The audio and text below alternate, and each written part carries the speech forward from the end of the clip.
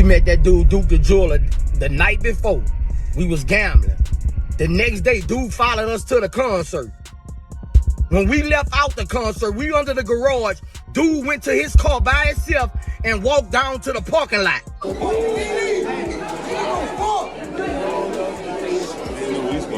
Man, Lord.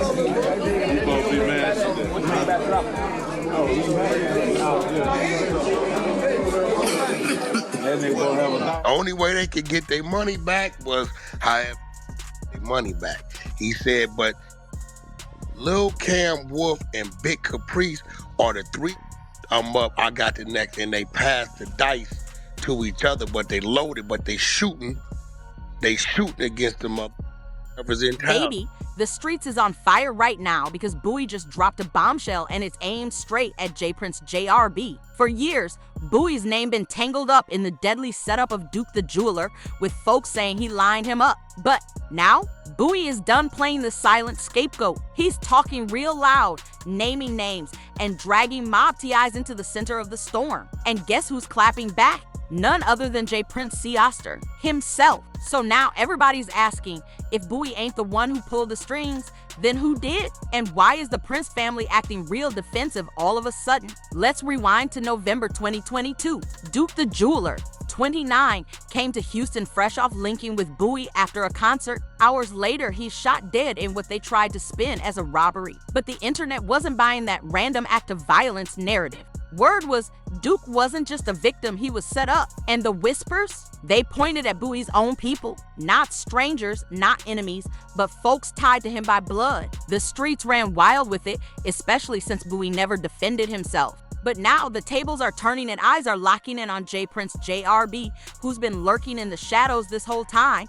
See, while Boosie took the fall, JRB kept it cute and quiet to quiet. But Boosie is exposing what a lot of folks been feeling, that he wasn't the mastermind, he was the pawn, the fall guy, the one with priors, legal baggage, and just enough street dirt to make the setup believable. And the craziest part, they say Duke's Lewis bag was found in Boosie's spot, like somebody planted that mess. That ain't coincidence, that's a setup, period. And now Boosie's finally speaking out. In his words, y'all tried to line me up.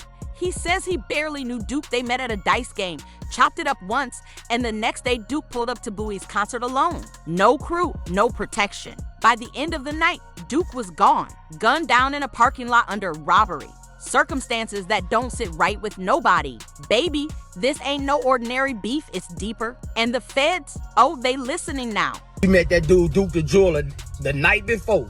We was gambling. The next day, dude followed us to the concert. When we left out the concert, we under the garage. Dude went to his car by himself and walked down to the parking lot. Now here's where it gets real messy. Boosie ain't just hinting anymore, he's calling it exactly what it is, a setup, plain and simple. And guess what? The streets are finally starting to listen. Because let's be real, Duke the Jeweler didn't get caught up in no drama back in Baton Rouge. He got gunned down in Houston. And Boosie, that's not even his turf. That's not his playground. But you know whose city it is? J Prince JRB's. And that's got people connecting dots real quick. Now even Houston locals are chiming in like, hold up, Boosie ain't behind this. This ain't even his city to move like that. The narrative is flipping, and folks online are saying what some been scared to. Boosie might have just been the wrong dude in the wrong room, while the real power player sat back and watched him take the fall. See, it's easy to blame the outsider, but the streets are waking up, and they're not buying that old story no more. One user wrote, if you from Houston town, you know what happened. Boosie has nothing to do with it at all. Another dude put it bluntly, saying, why would Boosie set a robbery up in a place he is not from? That would be very bold and disrespectful. Y'all be quick to say anything with no facts, while this other user fired J Prince JRB, directly saying Boosie did not have anything to do with that man's death. Look at J Price Jr. And here's where the whole thing starts unraveling, because guess who else was sitting at that dice table the night Duke got hit? J Prince JRB. Yep, the same dude who's allegedly been running Houston's infamous check-in culture like a street-level CEO. Word on the block is, if you're a rapper, an influencer, or just got a little clout to your name, You don't touch down in H-Town without checking in with the princes. Period. No tapping, no safety. But here's the kicker, Duke did check in, and he still got smoked. That's not just shady, it's predatory. Because what does that really say about the so-called check-in system? It ain't about protection, it's about power. It's about control. These gatekeepers move like they're offering security, but really, they're just choosing who's safe and who's sacrificial. Think about it, Takeoff checked in. He still got lined up. And now the whispers are loud, folks comparing what J Prince JRB got going in Houston to what Big U's allegedly been doing out west, setting up a check-in tax just so artists don't end up in a casket.so now. Folks are asking, if checking in don't even guarantee your safety, then what's really going on behind the scenes? The more you pull at this thread, the uglier it gets. And the more Boosie talks, the more it sounds like this was never about him. It was about a system that's been flexing its muscle under the guise of protection while folks keep ending up dead. Allegedly. Any real dude that's ever really been in LA, he checked in.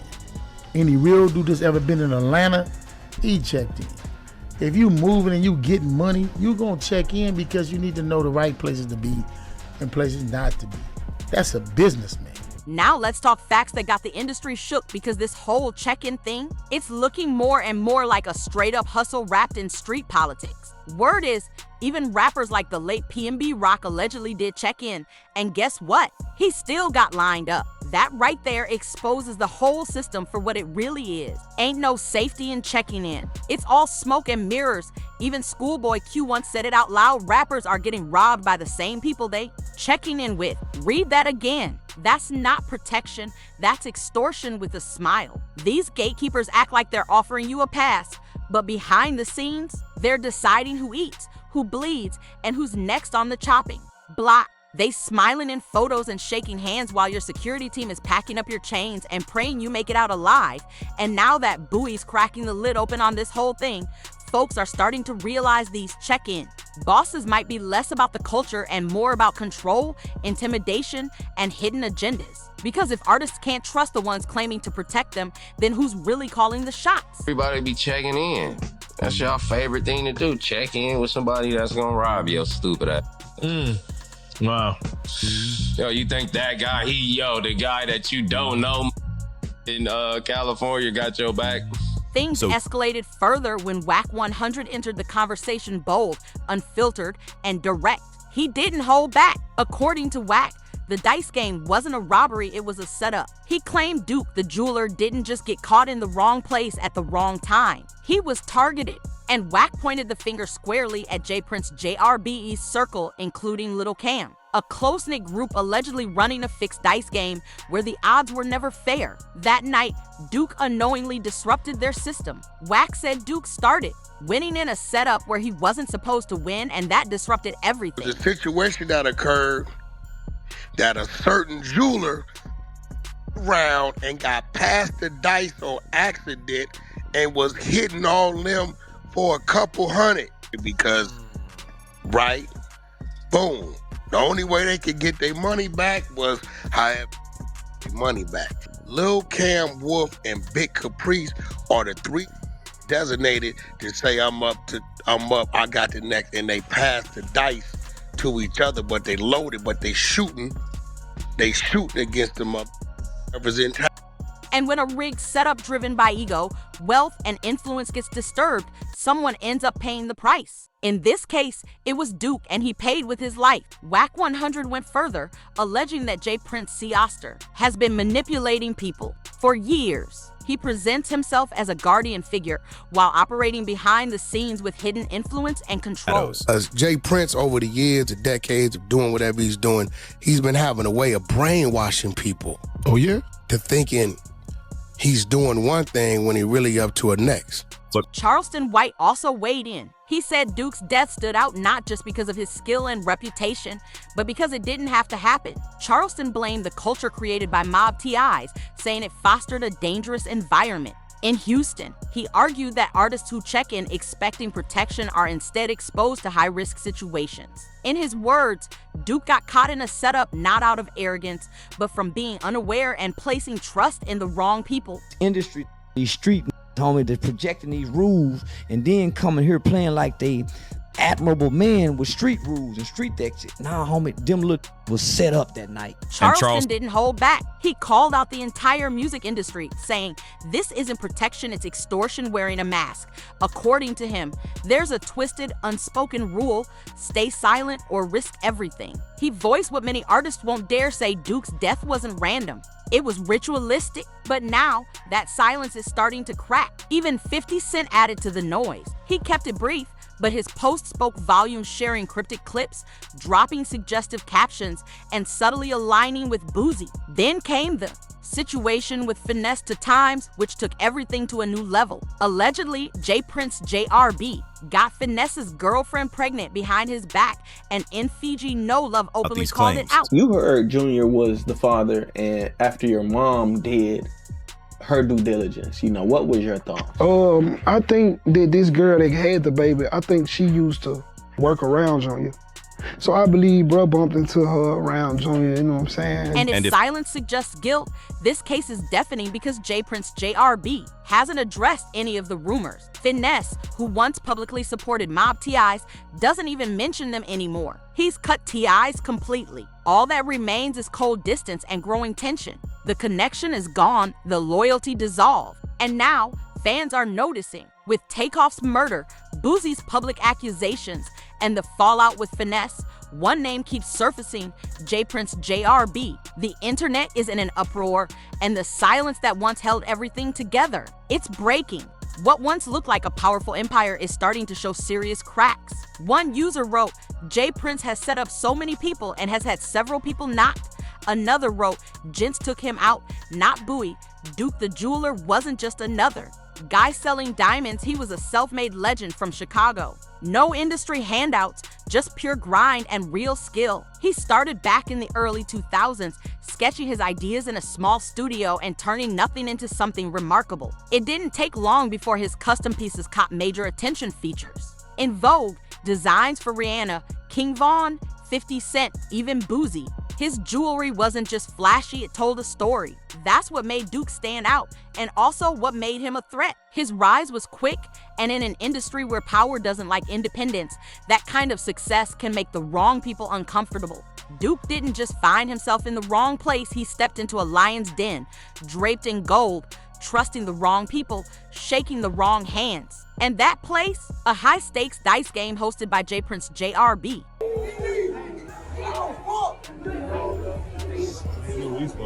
Man,